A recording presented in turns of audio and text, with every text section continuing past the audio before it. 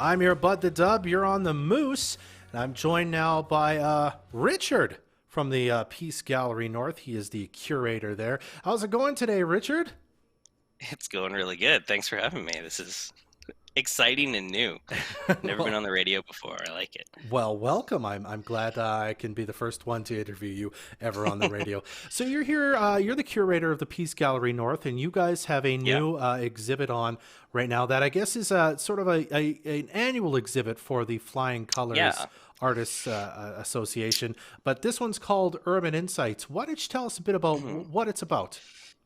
So basically, every year they have an annual points of view show where Hmm. they all kind of work from a similar set of imagery. And this year they really decided to change things up and use a lot more urban and kind of city environments. Which, for a lot of the artists, if any of you have seen in the gallery here, it's much more landscapes, animals, that sort of thing, which Sure. makes sense. We're surrounded by all of this, but it's fascinating to see artists challenge themselves with new subject matter and new techniques and try to learn new things with the urban environment, so you can really see in their work like things they're discovering, things they're learning. And it's just neat to see how different people interpret things that you see every day, like the Lido and the old hospital gardens, stuff like that. It's really interesting.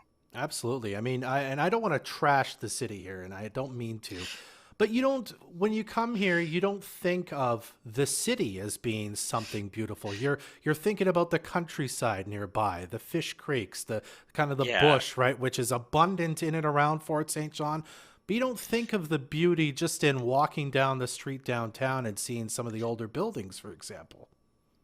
Yeah, I don't think it really immediately comes to mind, but then as soon as I started seeing everyone's artwork, you really realize that there are quite a few buildings here that are very iconic. Like I can't not see the Lido and picture now some of this artwork and stuff like that. And I really look forward actually to seeing the Lido all lit up with events and stuff like that. I think that'll be really wonderful to see again. But yeah, like the or sorry, not the old fire hall, the new fire hall with its really interesting architecture, and like the apartment building beside it with the wonderful large rectangles of color and stuff. Like there's a surprisingly large amount of interesting structures here in town, and historical structures.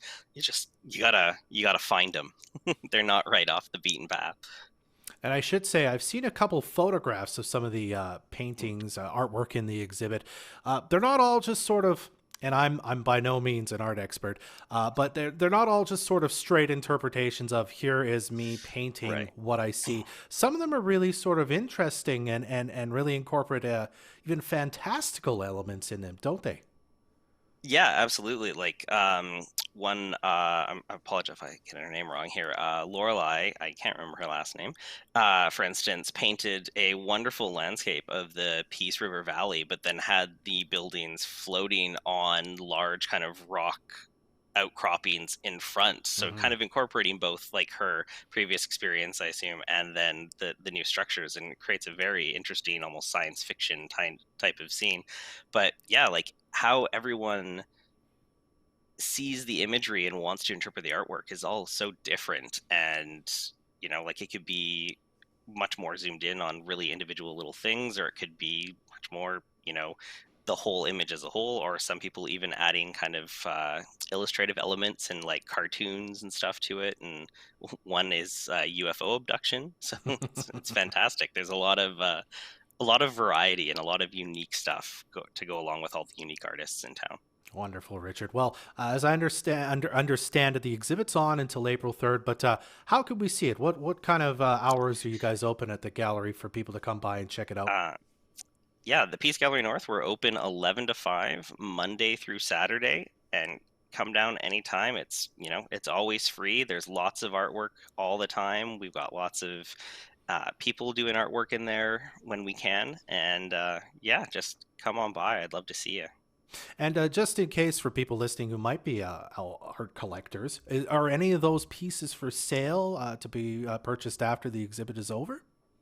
They are indeed. I'd say about 70% of the pieces in this show are for sale. Some artists choose to keep them, But in most cases, artwork is for sale, and there are quite a lot of collectors in town. So if that's something you're looking at adding to collection wise, come on down fast because they actually don't last too long. Well, there you go. You heard it right here. Okay, check out npcc.bc.ca for more information or follow the Peace Gallery North on Facebook to keep up to date on everything they're doing. Richard, thanks so much for joining me to do this today. I appreciate it.